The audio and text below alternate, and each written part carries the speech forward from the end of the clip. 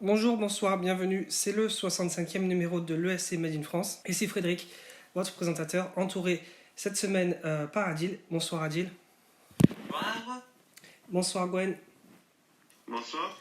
Et bonsoir Arthur. Bonsoir. Et sans plus tarder, on attaque avec les dernières nouvelles concernant le monde de l'Eurovision et des finales nationales. Et on commence par une grande nouvelle, c'est la présentation de la scène qui a eu lieu juste avant le week-end, il me semble, la semaine dernière. Et donc l'équipe italienne en charge de l'architecture, du design de cette scène nous a enfin fait la révélation. Donc le thème de cette scène, c'est The Sun Within, le soleil interne, on va dire, ou le soleil intérieur. Et donc cette scène a été conçue, comme je vous le disais, par une équipe menée par Francesca Montinaro. Et en fait, ça représente, en gros, si on devrait faire une description audio, un soleil dans un jardin avec des cascades, voilà. En gros, le truc. Et en fait, il y a plusieurs arches rotatives qui, en gros, feraient refléter les différents rayons du soleil dans tous les sens. Adil, tu as une opinion, toi, sur cette scène ? Alors moi j'attends de voir ce que ça donnera en mai, mais bon, j'attends de voir. Gwen ? La première chose que j'ai pensé en voyant cette scène, ça m'a fait penser à celle de 1979, Ouais. qui ressemble en toute forme. Après, je me dis aussi que ça peut changer un petit peu par rapport aux autres années où c'était toujours, je pense, le même qui faisait toujours les scènes. Ouais. Au contraire, je trouve ça très louable de la part des Italiens et je pense que ça peut être pas trop mal pour eux. Je suis complètement d'accord. Arthur ? Je suis partagé sur cette scène. À la fois, je trouve ça très joli, je trouve qu'il y a une vraie créativité et de vraies idées derrière. Et à la fois, sur le papier, je trouve ça un peu bordélique, avec cette grande cascade, ce grand soleil au milieu de la scène et tout. Donc, franchement, sur le papier, je trouve que c'est un peu bordélique, mais peut-être qu'en mai, ça sera très beau.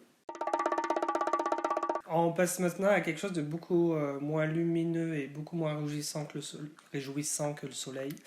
C'est Alina Pash qui a annoncé qu'elle se retirait de l'Eurovision, donc elle ne représentera pas l'Ukraine en mai prochain à Turin. On ne sait pas encore parce que c'est un tel cafouillage, voilà, l'Ukraine, on va dire presque comme d'habitude, que du coup on n'a même pas eu encore confirmation après tout ce temps que ce seront les Kalush Orchestra qui représenteront l'Ukraine, eux qui sont arrivés deuxième dans la compétition. Donc je peux expliquer tout ce qui s'est passé parce que j'ai un peu suivi l'affaire. Oui, bah vas-y, je te laisse faire. Ouais. C'est qu'en fait, du coup, Alina Pash, après sa victoire, les services ukrainiens ont remarqué qu'elle avait fait un voyage en Crimée en 2015 et que ses papiers de voyage étaient falsifiés. Du coup, ça a duré plusieurs jours jusqu'à ce qu'elle se retire par elle-même parce qu'elle en avait marre de tout ce drama. Ensuite, du coup, se retrouvant sans candidat, la télé ukrainienne a d'abord demandé à Wellboy s'il voulait remplacer Alina Pash. Wellboy a refusé parce qu'il regrettait vraiment qu'Alina Pash ne représente pas l'Eurovision et aussi il voulait pas être embarqué dans toutes ces affaires. Et finalement, la télé ukrainienne a demandé à Kalush Orchestra. Kalush s'en est remis à sa communauté sur Telegram. Il a fait un sondage s'il devait représenter ou pas l'Ukraine qui a atteint 84% de réponses positives. Du coup, apparemment, il devait signer donc le soir même, après le sondage, un contrat avec la télé ukrainienne. Mais on n'a pas eu de news depuis. Et certains fans commencent à envisager le retrait de l'Ukraine cette année. Surtout comme on sait qu'il n'y a pas que ça, il y a aussi la guerre avec la Russie qui menace. Donc c'est très incertain le futur de l'Ukraine. Gwen, un petit mot sur le sujet ? Bah, personnellement, ils ont déjà fait le coup avec Marouv en 2019. Je comprends pas quand même, enfin, toutes ces histoires, alors qu'ils auraient pu quand même, juste avant la sélection, vérifier les informations et faire en sorte de savoir si la chanteuse était apte ou pas de représenter à la sélection, enfin, de participer à la sélection. Je trouve ça vraiment, c'est vraiment un gros bordel en Ukraine et vraiment, j'ai du mal à les comprendre et c'est surtout très dommageable pour Alina Pache et très dommageable aussi pour les autres concurrents. On va passer à la Norvège maintenant, avec la finale du Mélodie Grand Prix qui a eu lieu samedi soir. Arthur, je te laisse nous donner les détails. Ouais, du coup, hier soir, c'était la finale du Mélodie Grand Prix. Une finale assez spéciale, hein, finalement. Parce que par rapport aux années précédentes, du coup, il y a 4 chansons qui se sont qualifiées pour le deuxième round, mais il n'y a pas eu de vote au deuxième round. En fait, les 4 chansons qui étaient qualifiées, c'est juste les 4 qui ont reçu le plus de voix. Et du coup, alors, sur celles qui ont reçu le plus de voix, donc ont été sans grande surprise, Elsie Day avec Les of Us, Subwoofer avec Give That Wolf a Banana, et avec une assez grande surprise finalement, la chanson de Sophie, Made of Glass, et la chanson de Northfield, Someone. Et du coup, ceux qui se sont retrouvés en gold de finale, c'était Subwoofer et Northfield, et au final, Subwoofer a gagné avec plus de 50 000 voix d'avance. Et le vote final a été une tension pas possible parce que les deux n'ont pas arrêté de se dépasser et prendre la tête du classement à la fin. Et voilà, du coup, c'est Subwoofer qui représentera la Norvège à l'Eurovision 2022. Qu'est-ce qu'on en pense les uns et les autres? On a une opinion. Adil, est-ce que tu es content? Oui, et je suis grave content. Gros banger sa mère, il va falloir faire une mise en scène stylée pour viser top 5. 10 sur 10. Et vous allez voir, ça va être viral et ça pourrait passer sur les radios européennes. Gwen? Mais si je reprends ce que dit Adil, en fait, je crois que c'est déjà viral, en fait. Je crois qu'il me semble qu'ils en ont déjà parlé sur TikTok, si je ne me trompe pas. Oui, c'est déjà viral. Oui, vas-y, pardon. Vas-y, tu peux continuer, oui.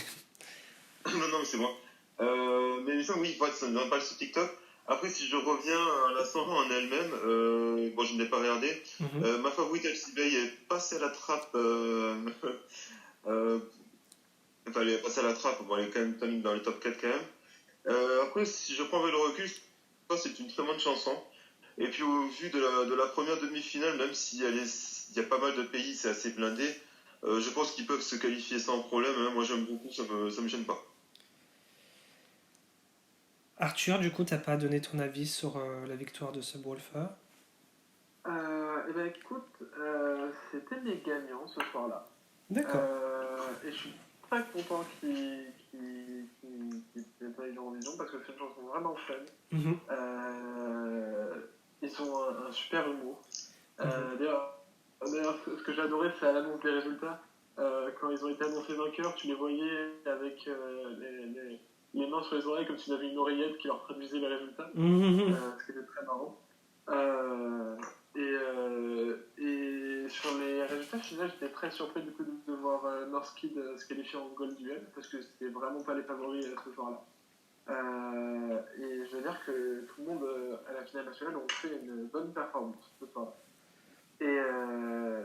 Et du coup, j'espère voir Subwoofer en finale Eurovision et je pense qu'il n'y aura pas trop de doute sur leur qualification. J'ai hâte qu'ils mettent le feu à la scène à Turin. Je suis très ravi aussi. Tout le monde sait que ça a énormément déchaîné les passions sur les réseaux sociaux. Le fameux combat Subwoofer against Elsie Bay. Mais moi personnellement, j'ai toujours senti que. Enfin, j'avais toujours eu un sentiment beaucoup plus positif pour eux que pour Elsie Bay. Parce qu'en fait, on peut complètement détester Give That Wolf a Banana. C'est complètement concevable. Et je ne suis pas non plus un fan immense de la chanson. Mais il ne faut pas oublier que voilà, l'Eurovision, pour la vaste majorité des gens qui votent, c'est aussi le facteur. C'est pas des fans, et du coup, c'est forcément le facteur. Regarder comme ils se font remarquer et à quel point, enfin, en fait, on ne peut pas les oublier, qui fait que c'était plié pour eux dès le début, en fait. C'est-à-dire que même si la chanson n'est pas... et pourtant, ils se sont fait énormément détruire par énormément de fans sur les réseaux sociaux, disant que ça allait détruire l'image du concours ou rabaisser voilà, la qualité de la musique. La chanson, enfin, elle passe, quoi. Je vais écouter ça à une de mes colocs et des amis à elle qui m'a dit que enfin, ça s'écoute bien. Et en fait, c'est surtout le facteur visuel qui joue énormément pour eux. Donc après, à partir du moment où ils ont fait le bon cocktail, facteur visuel et mémorable, et une chanson qui est, bon, pas non plus la chanson de l'année, mais qui est assez entraînante, pour le coup, ils ont un très beau cocktail pour bien marcher à Turin. Je pense qu'on peut même envisager peut-être un beau top 5 pour ce Butcher à Turin. Je pense qu'on a certes que 18 chansons qui sont connues actuellement. 19, on ne sait pas en fait. Mais je pense qu'on peut... Ils peuvent faire un carton en public. Ouais, on peut les Non, trouver. oui. Mais là, on a les ingrédients de quelque chose du style Neta, quoi. C'est vraiment ça, là. Ouais. Le facteur divertissant, et il explose les 1000%, quoi. Ouais, Donc, ou un peu comme David en vrai. Hein. on va passer maintenant à la sélection, les résultats de la sélection polonaise, qui a eu lieu samedi soir aussi, du billet Serce Europi. Bon, j'ai pas un accent polonais très, très marqué. Arthur, je te laisse donner les détails. Ouais, du coup, il y avait 10 chansons qui étaient en liste pour représenter la Pologne qui s'affrontait. Alors, 10 bonnes chansons, quand on la communiquer, parce que le fandom a beaucoup aimé la sélection polonaise. Donc, hier soir, ça s'est fait en 2 rounds, un petit peu comme à l'Estilol, donc en pourcentage. Se sont qualifiés du coup du premier round, c'était la chanson de Christian Hoffman, River, Paranoia de Daria et Glocine Niche Decibele de Mute. Donc River qui était le grand favori, Paranoia juste derrière River et Mute, du coup le groupe qui chantait en langue des signes. Et au final, du coup, River a gagné avec 51% des voix. Et donc, Christian Hoffman représentera la Pologne. Est-ce qu'on est content de cette nouvelle, les gens, à Gilles? Bon, après, j'ai un peu regardé un petit top de refrain pour savoir ce qui est un peu comme cru. J'ai un peu retenu River et la chanson des signes, mais bon, j'aurais dire à propos de River, c'est une bonne surprise, hein, une bonne balade bien produite, les sonorités sont intéressantes, et la TVP devrait avoir un meilleur sol que Rafale. Je dirais plus, le sosie non voulu de Rika Slay pour Rotterdam l'an dernier. Ça tire à 7 sur 10 pour Hoffman. Gwen, t'aimes bien la chanson? Alors, juste avant de parler de la chanson qui a été choisie pour la Pologne, je pense qu'il faudrait avoir une petite pensée quand même pour Ylva et Hilda Persson, que je crois que j'ai dû parler au moins 3 ou 4 fois pendant Oui, cette saison mais d'Eurovision. toutes les semaines, là, quasiment, en fait. Qui avait une chanson dans cette sélection polonaise qui a été chantée par Lidia Kopina, qui avait représenté la Pologne en 2009, ouais. et qui a, je sais pas si c'est volontaire, mais je pense que c'est très volontaire, saboté le live. J'ai quand même regardé le live en différé hier, et franchement on l'a senti mais perdue, comme si elle n'était pas présente, comme si même si elle regardait à droite, c'est comme si elle se disait qu'elle en voulait à ces personnes-là qu'elle ne voulait pas être présente ou quelque chose comme ça. Mais qu'est-ce qui s'est passé? Franchement, je trouve qu'un peu ce comportement n'est pas trop correct, je trouve, par rapport aux autres concurrents. Ouais. Je pense qu'elle aurait pu quand même chanter la chanson, au moins défendre ses chances par rapport aux autres. Je trouve ça un petit peu dommage de sa part. Mais il faut dire quand même que les seules personnes quand même connaissent une saison Eurovision quand même pas assez bonne, on va dire. Je pense pas qu'elles arriveront un jour à avoir une chanson, surtout à l'Eurovision. J'en reviens à la sélection polonaise. J'avais mis Daria en tant que favorite juste avant la sélection. Elle a quand même fini à la seconde place. J'ai quand même réécouté Christian Hoffman. Je pense que je l'avais mis 3e, mais c'est quand même une très bonne chanson. Il a une très bonne voix. Je pense que c'est pas une chanson à négliger pour le concours. Et je pense même que la Pologne pourrait retrouver les joueurs de la finale qui n'ont pas connu depuis 5 ans déjà. Oui, je suis d'accord. Ouais, la dernière fois que j'étais là, c'était en 2017. Arthur? Effectivement, j'étais en train de regarder le live de Lydia et on dirait qu'il a vraiment saboté sa performance.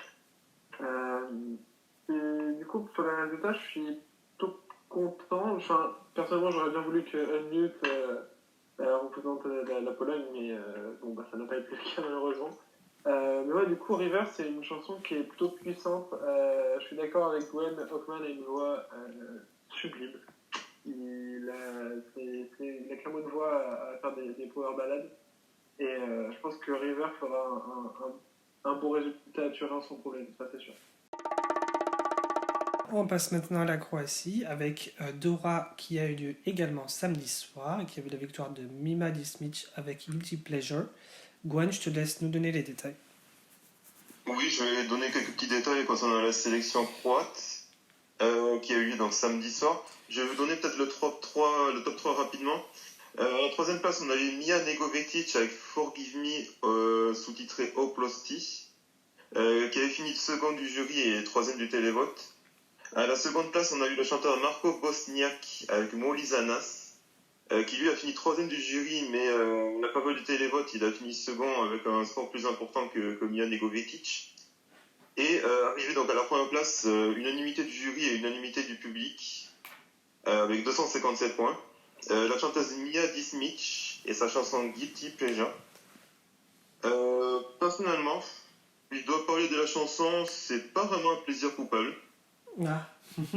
Mais ça reste assez correct quand même pour les Croates. De là de dire qu'ils iront en finale, je suis pas encore sûr. Mais c'est sympa.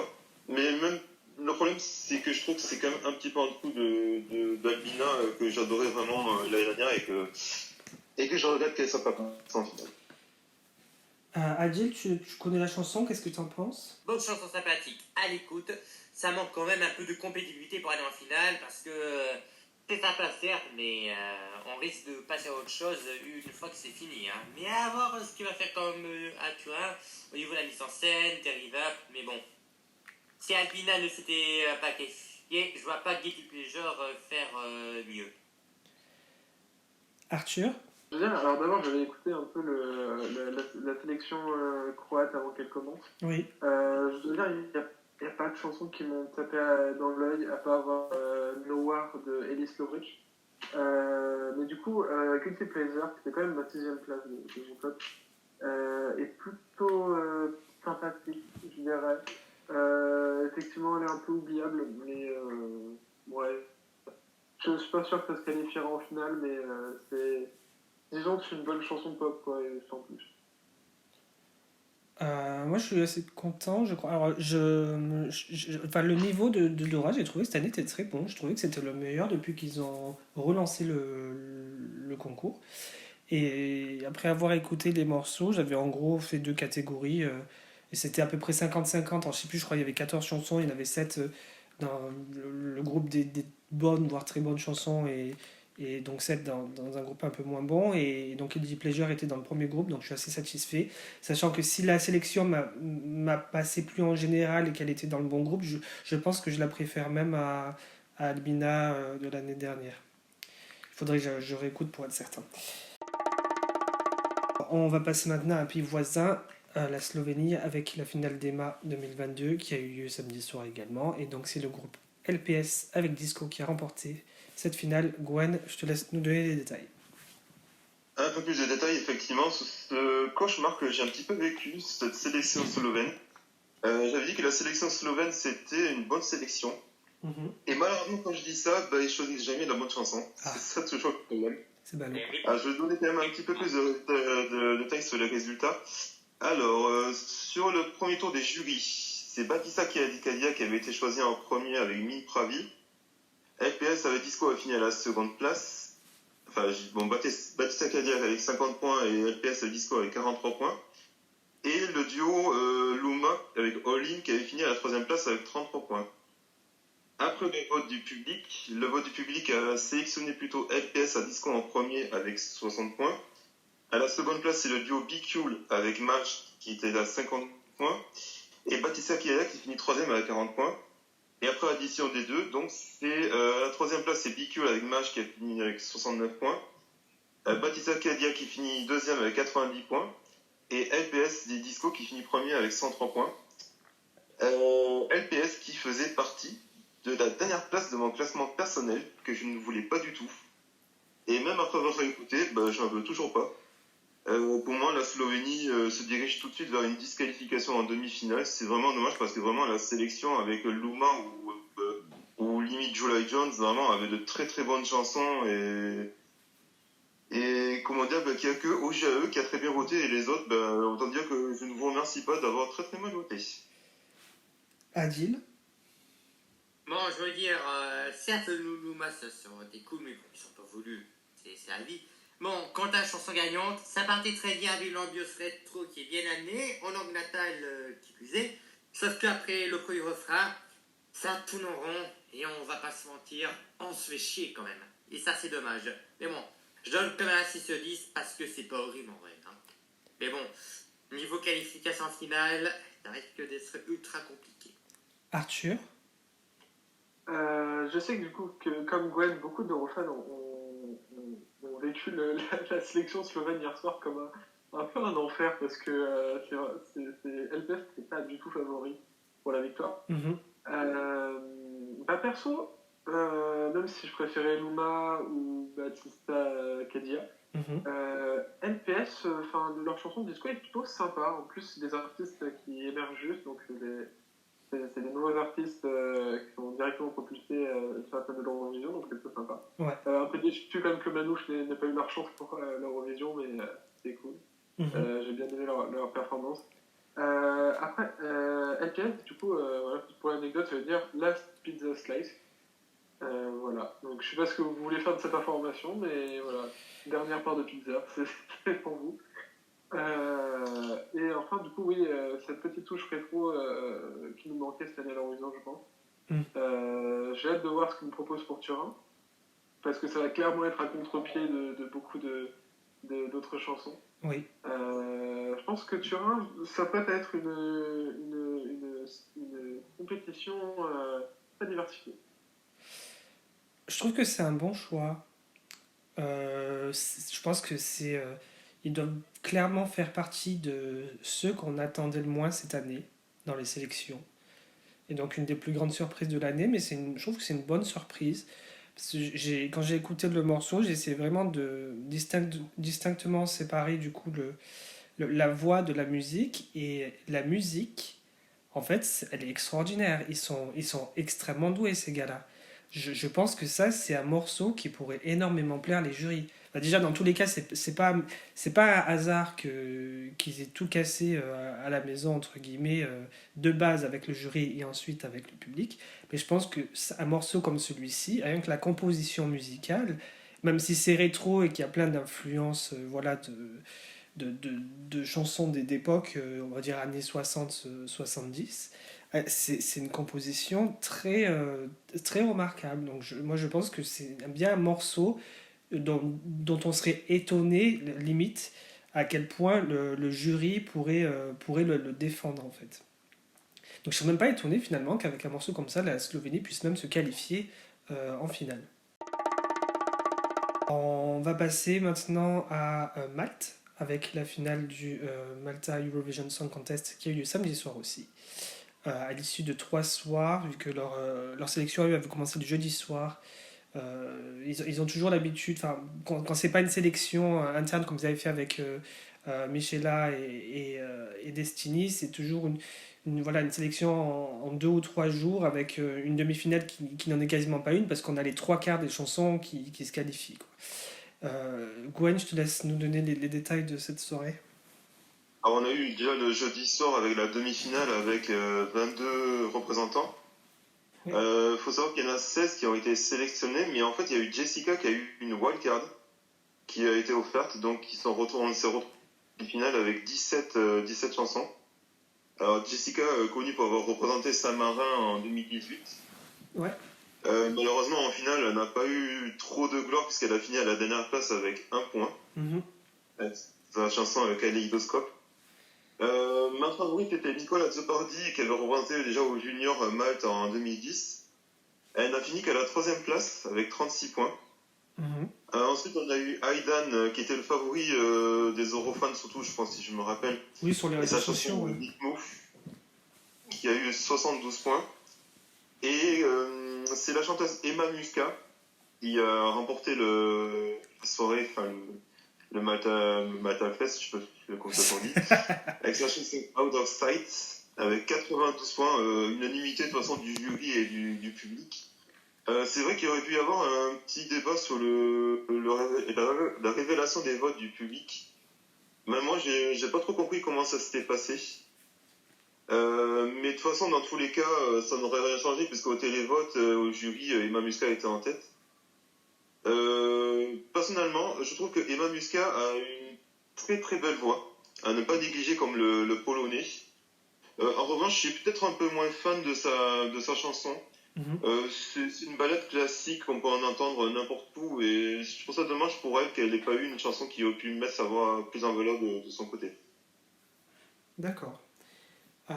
Adil, qu'est-ce que t'en penses? Et je vais dire, j'avais pas regardé comme d'hab, et vu le niveau maté, je me suis dit, allez, Aidan, Kupara, sauf que ça fait deuxième. Bon, après, comparé à son tube Narchefik que j'ai un peu signé l'été dernier, je me disais, Rhythmou, pourquoi pas, mais bon, de toute façon, je n'entends jamais ces musiques. Mais bon, plus sérieusement, quand t'as la chanson gagnante, la chanson fait le taf, mais bon, en soi, c'est pas ouf. Hein. Ouais, le pays gagne mieux à faire des sélections internes. Hein. Arthur? D'abord, je pourrais parler de la sélection et ce système de wildcard qui est totalement inutile. Ouais. Parce que peu importe la chanson, enfin déjà ils en avaient qualifié, alors je sais plus combien ils en ont qualifié, je crois qu'ils en avaient qualifié 16 sur les 22. il y avait 16 et puis la Guadeloupe faisait 17. Déjà, c'était sur 22, je trouve ça énorme d'en qualifier. Enfin, c'est comme ce qui s'est passé avec Eurovision France, où ils avaient qualifié 8 chansons sur 12 Ouais. à la sélection. Et en plus, ils ont rajouté une wildcard pour une 17ème chanson, c'est totalement inutile. On savait qu'elle allait terminer dernière, cette pauvre Jessica. Mais du coup, ouais, alors, par rapport du coup à Out of Sight, pour moi, c'est une chanson très oubliable. Certes, elle fait le taf, elle est basique, c'est des chansons assez. Enfin, c'est des paroles assez déjà entendues, quoi. Donc, c'est pas. Il n'y a rien de révolutionnaire là-dedans. Elle a une belle voix, mais sans plus, quoi. Vraiment, je passe à côté de cette chanson. On va passer maintenant à Samara, dont la finale de Navoce per San Marino a eu lieu samedi dernier et a vu, avec très grande surprise, la victoire de Achille Lauro avec Stripper. Arthur, je te laisse nous donner les détails. Alors, c'est pas seulement la finale de samedi, mais aussi toutes les qualifications d'artistes émergents qu'on pouvait regarder du dimanche. Au vendredi, je crois. Oui. Qui était, on voit qu'il y avait clairement des gens qui débutaient, clairement des gens qui étaient à peu près faisaient de la chanson depuis un petit moment. Parce que c'est beaucoup enfin, je crois qu'il n'y avait même pas de casting pour rentrer, que c'était vraiment tout le monde qui pouvait y aller. Et du coup, des fois, il y avait, faut le dire, à un moment, il y avait certains moments de rire et certains moments où on était impressionné.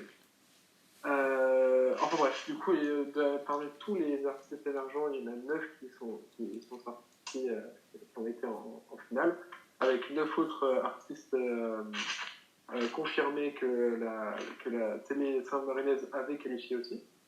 D'ailleurs, dans la finale saint-marinaise, du coup, il n'y avait qu'une seule chanson chantée par un saint-marinais.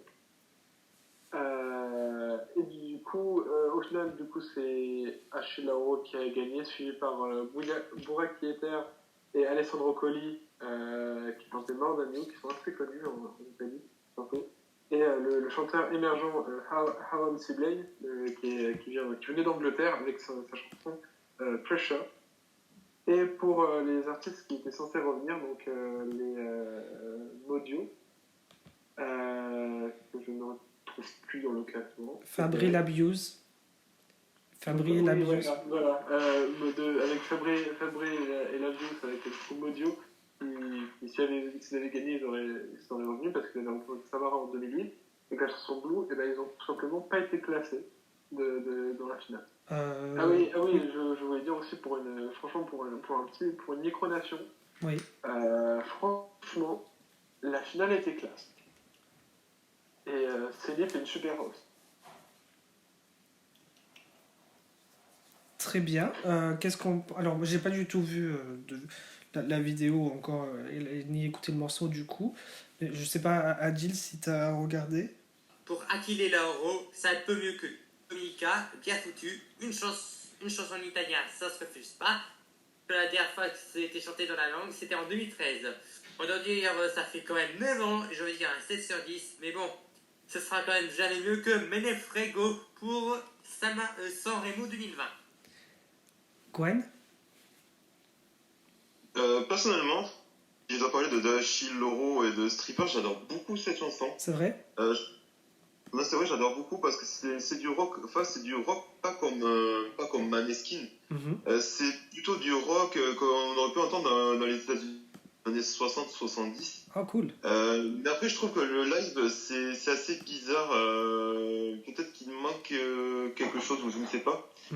Mais pour moi, j'en fais un de mes favoris et je pense qu'il peut permettre à Samara de se maintenir encore en finale cette année, voire même à la limite, peut-être même faire le meilleur classement. Et pourtant, j'ai entendu beaucoup de critiques négatives concernant le chanteur de sa chanson et je trouve ça un peu dommage. Pourtant, je pense qu'il ne les mérite pas et je pense qu'il mérite plutôt au contraire des critiques positives pour lui. Après, j'avais remarqué qu'il avait fait le San Remo cette année. Oui. Avec une autre chanson, alors je sais pas si ça paraît bizarre. Bon, après, peut-être qu'il avait proposé ça à Samara en même temps, je sais pas. Oui, je pense aussi, ouais. Oui. Sans le dire à personne. Tout d'abord, j'en ai marre d'entendre des eurofans qui disent que Achille se copie Damiano. Moi, j'aurais envie de dire que Achille est dans l'industrie musicale depuis bien plus longtemps que Damiano.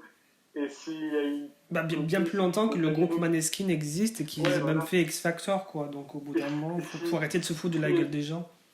Ouais, s'il y a une copie, c'est surtout, je pense, Damiano qui s'est inspiré d'Achille, parce que... Voilà, quoi. Sinon, Stripper, je trouve ça vraiment cool comme chanson. Je pense que Samara s'apprête pour la 3e fois d'affilée à se qualifier en finale. Je la préfère vachement à Dominica.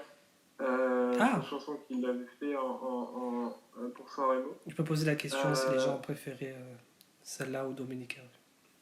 Moi, je la préfère largement, en tout cas, Stripper. D'accord. Il a une présence scénique qui est folle. Ouais. Je pense que comme disaient les journaux italiens, c'est un bon challenger pour Marmaud et Blanco. Oui.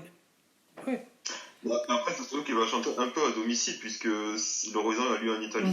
Ça va aider aussi, je pense. Ça va être comme s'il représentait l'Italie, ça ne peut pas être la même chose. On va passer à la Suède maintenant et au Melody Festival qui a vu sa 3e demi-finale se dérouler ce week-end. Et donc, parmi les candidats en lice cette semaine, les qualifiés directs pour la finale sont Faith Kakambo avec Freedom, qui a une assez bonne surprise, enfin une assez grande surprise plutôt, on va dire. Et Anders Bagge avec Bigger Than the Universe, qui s'est qualifié lui directement donc, dès le début. En 3e position plutôt, on va dire, du coup, si on compte l'ensemble, Lisa Miskovsky, Best to Come, s'est qualifiée pour le second tour, la 2e chance. Et pareil pour Kazi Opea avec I Can't Get Enough. Et voilà, les donc qualifiés sont donc Lancelot, Tribe Friday et Linda Benzing. Je ne sais pas si vous avez écouté les extraits des morceaux, ce qu'on en pense ou pas, Gwen. Si, j'ai regardé le mélodie justement samedi soir. Ouais.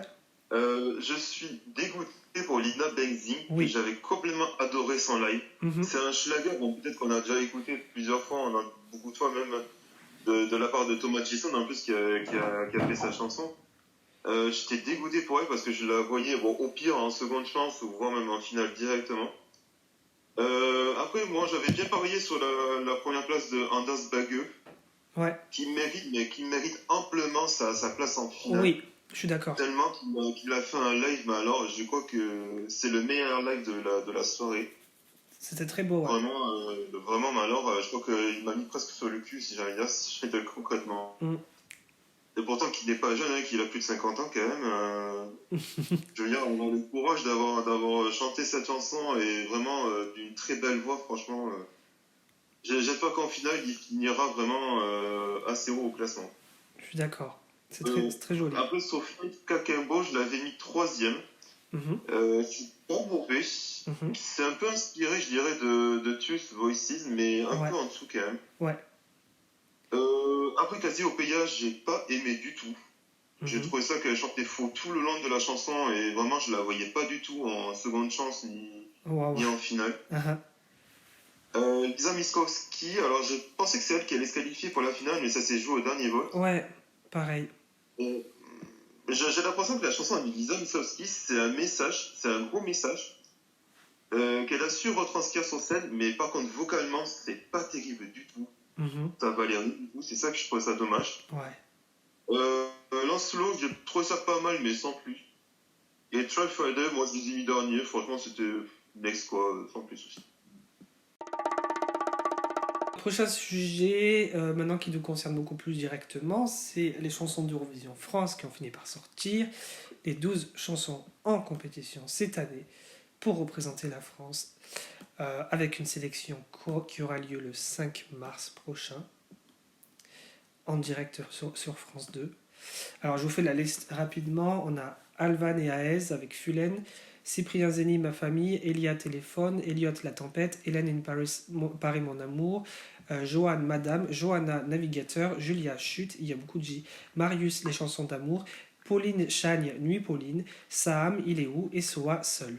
Il y aura un jury, comme l'année dernière, composé de différentes personnes qu'on connaît tous plus ou moins. Jennifer donc, sera présidente cette année du jury.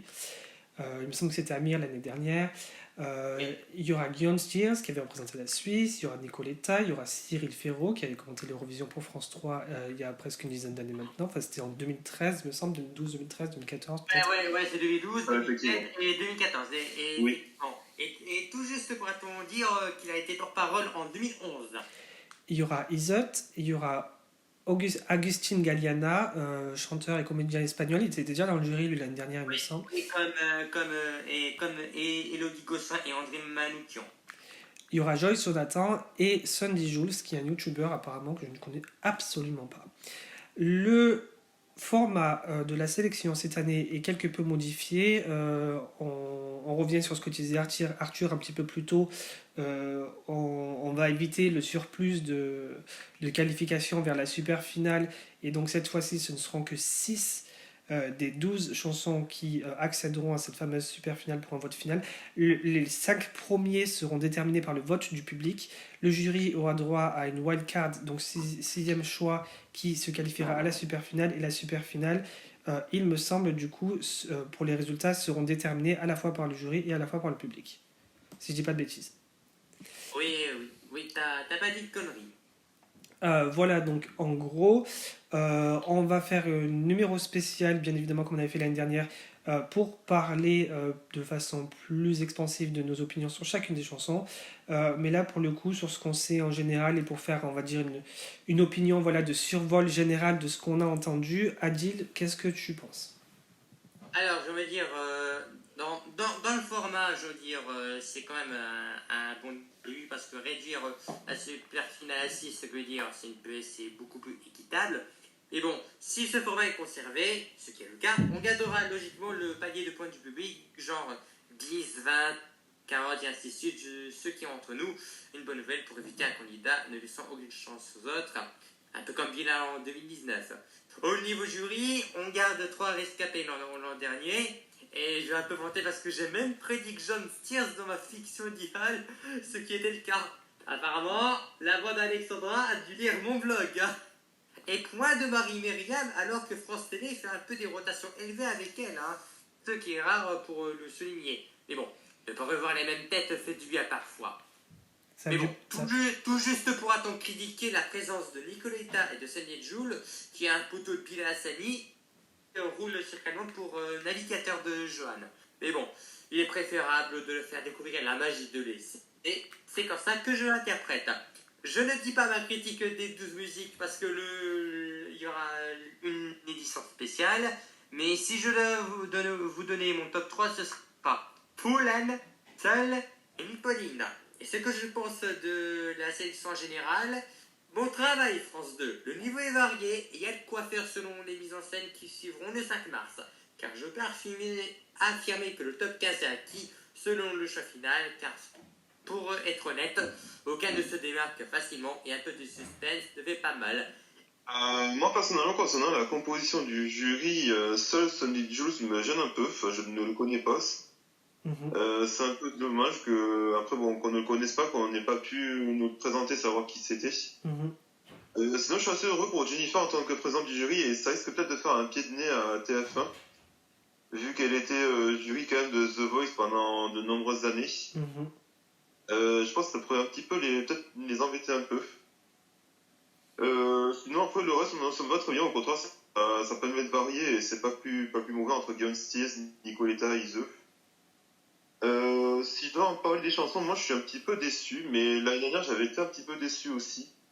Et j'avais parié tout de suite que Barbara Pravi allait gagner l'année dernière. Mhm. Là, on va dire que le niveau est un petit peu en dessous par rapport à l'année dernière. Mhm. Après, au niveau du top 3, j'ai le même qu'Adil, enfin je sais pas si c'est dans le même ordre ou pas. Entre donc Foulen, New Pauline et Seul. Et en plus, si je rajoute peut-être par rapport à la seconde place de Barbara Pravi l'année dernière, c'est un peu ce que je pressentais juste après l'Eurovision. Je me disais, mais quelle chanson pourrait peut-être essayer d'arriver à la cheville de Barbara Pravi? Et personnellement, j'ai pas l'impression qu'il y ait une chanson qui pourrait arriver à sa cheville. Je pense qu'on pourrait faire un classement honorable, mais je pense qu'on n'ira pas plus haut que ça. Arthur. Bah franchement, même s'il n'y a pas le niveau de Barbara Pravi, la sélection est très bonne. Par rapport à ce qu'ils ont prévu de faire, le jury est plutôt bon. Mais le système de vote, même s'il y a encore des réticences comment dire, l'euro-ticket, je trouve que c'est bien d'avoir diminué au moins les artistes qui iront en super finale. Mhm. Mais sinon, à part ça, les chansons, du coup, moi personnellement préférées, comme beaucoup de monde, c'est Seul et Foulen. J'espère que ce sera Foulen qui partira à l'Eurovision parce que c'est très original. On n'a jamais eu de l'électro-folk qui représente la France, et j'ai très envie qu'il y ait de l'électro-folk qui représente la France. Oui, si jamais ça se produit, ce sera la deuxième fois qu'on chantera en breton, parce que la dernière fois, ça remonte à 1996 avec Dinawit Bugele par Dan Arbraz et l'héritage des 7. Oui, et oui, on peut dire que la sélection est diversifiée, même si je note quand même l'absence de rock encore. Et j'ai vraiment envie de voir du rock, un de ces quatre, dans une sélection française. Donc j'ai pas envie de mourir avant d'avoir vu du rock dans une sélection française. Donc, comme je vous le disais, on aura l'occasion d'en reparler dans le numéro spécial qui devrait revenir très prochainement donc sur la chaîne YouTube. Dernier sujet de la semaine, c'est toutes les chansons d'Australia Decides qui sont maintenant disponibles. Et tant mieux, puisque leur sélection a lieu samedi matin pour nous en Europe. Est-ce qu'on les a écoutées? Qu'est-ce qu'on en pense en général, Adil? Des favoris? Bah, malheureusement, j'ai pas écouté, j'ai un peu écouté le Glimmer. C'est cool, mais bon, je m'attendais à un refrain marqué, mais bon, je vais voir un peu ce qu'ils vont choisir samedi prochain. Gwen? Je suis comme Adil, en fait, j'ai pas encore eu le temps d'écouter de mon côté aussi. Et je sais même pas si je vais pouvoir regarder parce que c'est samedi matin, Ouais. je sais pas à quelle heure c'est, mais 10h30. je suis tout occupé le samedi matin et je sais pas si je vais pouvoir justement le regarder. Ou alors peut-être regarder la fin, le résultat, mais pas plus quoi. Arthur? Pour moi, alors moi, il faudrait pas du tout que je loupe mon réveil pour regarder le. Ah, t'as trop envie de regarder? Ouais, t'as aimé les morceaux? Ouais, du coup, j'ai écouté tous les morceaux. Ouais. Alors, écoute, c'est comme l'Australie nous le propose chaque année, je trouve que c'est un très bon niveau, Super. très pro. J'ai 4 chansons qui m'ont tapé dans l'œil. Comme beaucoup de monde, j'ai la chanson Not the Same de Sheldon Riley, Mhm. qui est, je crois, la grande favorite pour représenter l'Australie. Mhm. J'ai bien aimé aussi I Suck at Being Lonely de Charlie, qui est. Je trouve qu'il n'y a pas beaucoup de chansons de rupture qui réinventent la forme ce temps-ci. Et je trouve qu'elle en fait partie, Charlie, des chansons de rupture qui réinventent un peu le genre. Jaguar Jones, un retour en force de sa part, même si je préférais Rabbit Hole qu'il avait composé en 2019. Je trouve que Little Fires est incroyable et elle a toujours une chanson qui est qui est en deux temps, c'est-à-dire un premier temps assez calme, suivi d'un temps beaucoup plus fort, beaucoup plus marqué avec de la guitare électrique qui est toujours super bien dosée. Et ma première place, mes absolute winners, c'est Voyagers avec Dreamer, que je trouve en fait, Dreamer, c'est entre deux mondes. Je dirais que c'est un petit peu du metal cute. C'est-à-dire que dans les sonorités, c'est à la fois très mignon et à la fois t'as des sonorités comme un petit peu à ce qu'avait envoyé AWS avec les grosses basses, beaucoup de batterie, une guitare électrique qui est presque en solo et tout en fond. Et du coup, j'aime beaucoup cette originalité qu'ils ont et j'espère que ce sera eux qui seront choisis pour l'Australie. Mais en tout cas, ouais, très forte sélection et l'Australie fera un excellent résultat à Turin. Alors, ce qui est intéressant, c'est que je ne sais pas si vous vous souvenez des anciennes sélections australiennes. Enfin, si vous aviez vu les précédents numéros, moi j'avais suivi de près. Je me souviens quand c'était Kate Miller-Heidke qui avait gagné et ensuite Montaigne. Et alors, du coup, ils ont une section qui est très intéressante dans ce programme, et j'espère qu'ils vont refaire ça cette année. C'est qu'ils nous montrent, juste avant les résultats, il me semble, genre des extraits des 10 morceaux qui ont failli être qualifiés pour faire partie de la sélection nationale, mais qui ont raté de peu, entre guillemets. Et du coup, je viens de voir là que pour le coup, il y a le groupe Voyager qui était dans cette liste-là pour 2020 et qui ont raté de peu la sélection. Et du coup, je me demande si c'était pas le groupe qui avait mis un petit peu. Enfin, les fans de Twitter en émoi à ce moment-là, parce que je me souviens en regardant le programme que beaucoup de gens avaient live tweeté « Ah, mais ça aurait été génial qu'il fasse vraiment partie de la sélection ». Et donc, du coup, pendant que t'en parlais... Surtout quand t'avais des chansons genre I Am the King et I Am the Queen qui étaient dans la sélection. J'avoue. Et du coup, pendant que t'en parlais, Arthur, je regardais leur page rapidement et je viens de voir que c'est un groupe qui existe depuis 1999 quand même. Et que parmi les 5 membres qui sont présents dans le groupe aujourd'hui, finalement, il n'y a que le chanteur qui est là que depuis le début. Oui, c'est un petit peu les Indochines australiens, quoi. Voilà, un petit peu, ouais, c'est ça. Donc c'était le dernier sujet qu'on voulait traiter pour le numéro de cette semaine. Donc n'oubliez pas évidemment de liker, de vous abonner si vous avez aimé. Prochain numéro éventuellement, alors je sais pas si encore il faudra qu'on s'organise si c'est l'hebdomadaire du week-end qui vient ou si ce sera du coup la spéciale France qu'on va faire un petit peu avant éventuellement si on peut s'arranger. Mais donc voilà pour ce 65e numéro. Merci Adil d'avoir été avec nous. Évidemment, merci beaucoup. Merci Gwen. Merci beaucoup. Et merci Arthur. Merci. Et on se retrouve donc très prochainement pour un nouveau numéro de l'OC Média France. Bye bye. Allez, à ciao, bonsoir. Bye bye.